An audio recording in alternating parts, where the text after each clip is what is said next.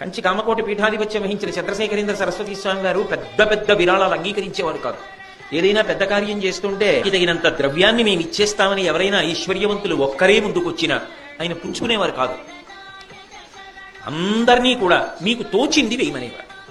ఆఖరికి వేదసభ చేసి బ్రాహ్మణులకు సువర్ణ కుండలాలు ఇవ్వవలసి వస్తే ఎవరికి తోచింది వాళ్ళని వేయమంటే స్వామివారి యొక్క మీద నమ్మకంతో చెవిపోగులు తీసేశారు, గాజులు తీసేశారు, ఉంగరాలు తీసేశారు, వేసేశారు.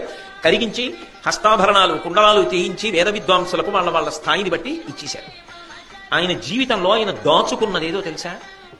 ఒక పోస్టు కార్డు. ఆయన ఒకప్పుడు శాస్త్రసభ చేస్తుంటే చెన్నై నుంచి వచ్చి కాంచీపురంలో కాంచీ మఠంలో డబ్బిస్తే అది దారి ఖర్చులకే సరిపోతుంది. కష్టపడి రిక్షా తొక్కే వ్యక్తి నేను కంచి వస్తే ఈ డబ్బు ఇవ్వలేను, అందుకని రాకుండా మనీ ఆర్డర్ చేస్తున్నానని రాయించి వేలుముద్ర వేసి పంపించాడు. ఏదో 5 రూపాయలు 3 రూపాయలు.